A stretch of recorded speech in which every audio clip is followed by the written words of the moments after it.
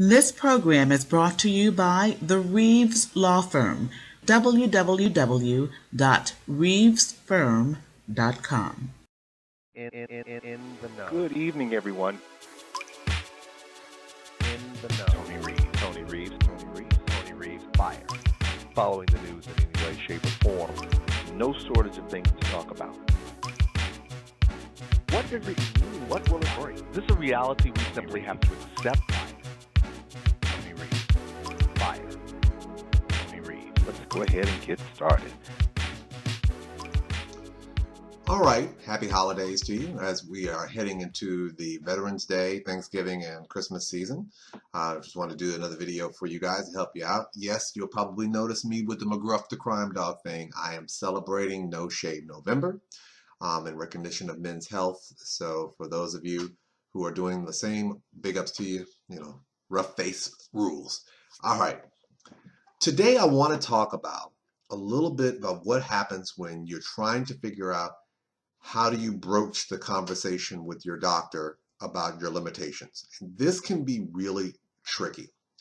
The reality is that some of you, may have providers that either one, you don't see very often, two, they may be a part of like a healthcare system or like a like health department system where you're going there so infrequently where they don't see you very much. Or three, you're dealing with a doctor who is, let's just say you're not totally confident that the doctor is going to be cooperative in helping you with your case. So then you worry because you want to ask the questions and then you want to say to yourself, okay, I want to ask the questions. How do I address the situation? Well, a couple of things that you may want to keep in the back of your mind going forward. So this may help you out a bit. First, when you're asking a doctor to help, why don't you feel them out first? And what do you mean by fill them out? Well, ask the question. Just say, listen, I'm curious. What do you think about what I can or I can't do based on my conditions? Not trying to be funny, but if you know that you don't have a great relationship or you don't have a warm and fuzzy about the doctor and so forth, it may feel a little nerve-wracking to bust out and say, hey, I need you to write me a letter to take care of me for my Social Security case, and risk the possibility of them giving you the gas face or rolling their eyes or saying no. Well, there's a way you can do it. Fill them out first. Just say, listen, just out of curiosity, what do you feel, or what's your opinion about the limitations that I have for my conditions? And if they ask the question, this is a great time to have a conversation. When they're like, what do you mean? Then you kind of move into it gradually. Say, listen, I'm applying for disability benefits. But they always ask questions about, what limitations do I have? What do I think I can and can't do based on my condition? Simple fact of the matter is that I know what I feel that I can and can't do, but they're going to rely heavily on what you have to say as my doctor. So I wanted to ask you, what do you think I can and you can't do?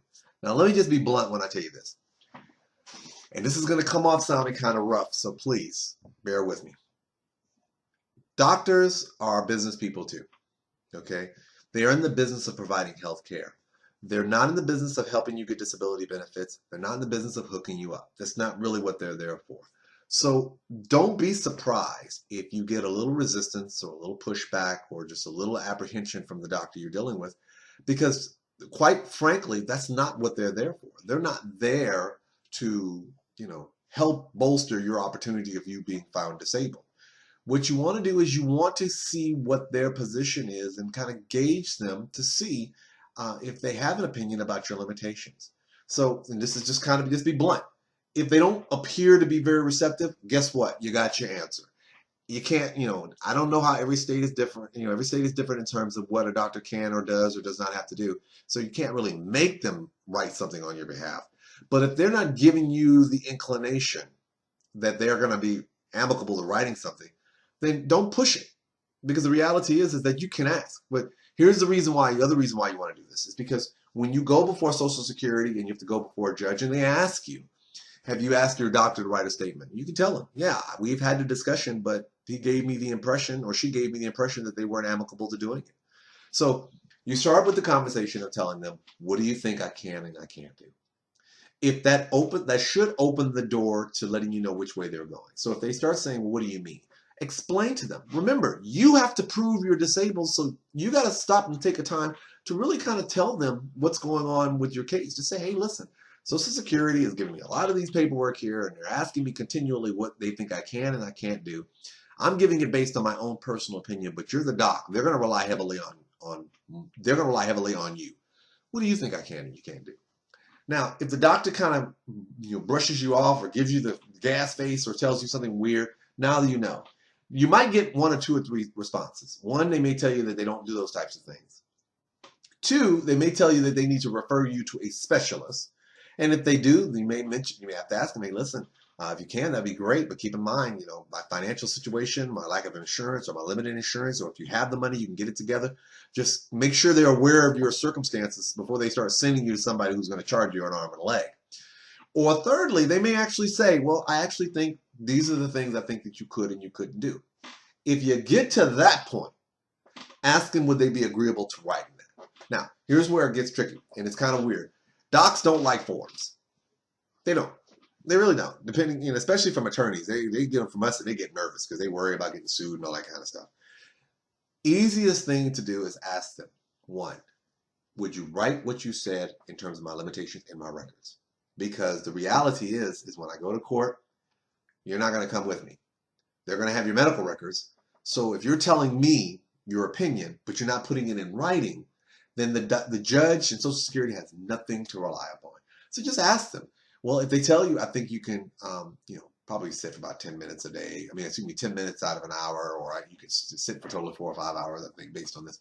Ask them, would they be agreeable to writing that in the notes, and what is the basis by which they're doing this? Okay. This way, even if they don't fill out a form, even if they don't write a statement, at least it's in your notes. Now, let me throw a little caution to you, because the reality is you do not know what they're putting in there. Unless they write it and hand it to you so that you know that's what they put in your records, you really don't know. So is it possible that it could bite you in the backside later? Absolutely. So I don't want anyone to walk around here thinking, oh, cool, I'm going to just do what Attorney Reeves said and this is going to be in there. No, you could always get bit in the backside. But the important thing that I want to stress to you going forward is this. Take the opportunity to engage in a conversation. Don't just jump in and say, hey, doc, I need you to write a letter for me. I need you to fill out a form, because you're going to put them on the defensive. When you got them in the office, engage in a conversation, because guess what? We're not dumb. If you know in the course of talking to your doc that you say, hey, the reason why is because A, B, C, and D, and they need this information, and then your doc just doesn't answer you, and then you say, well, what do you think, doc? I don't know if I feel comfortable with that. Bet you got the answer to your question. Now, whenever you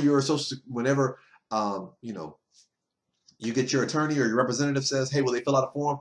You can send it to them, but they're not really telling me he's inclined or she's inclined to do it. The important thing I hope you get from this video is this. If you find yourself at the crossroads where you know that you need your doctor to help you, try to engage them into a conversation to see whether or not they'd be amicable to writing something.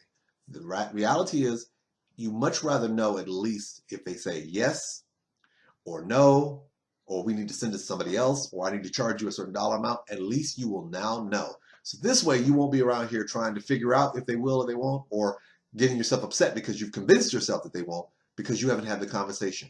Don't make it a request.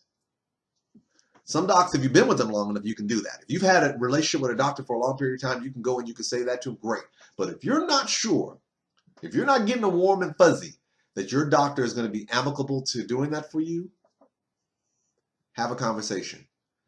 Let that conversation lead itself. This way you'll get a better idea of whether or not they'll be agreeable to completing a form on your behalf, or writing a statement on your behalf, or putting notes in your file on your behalf.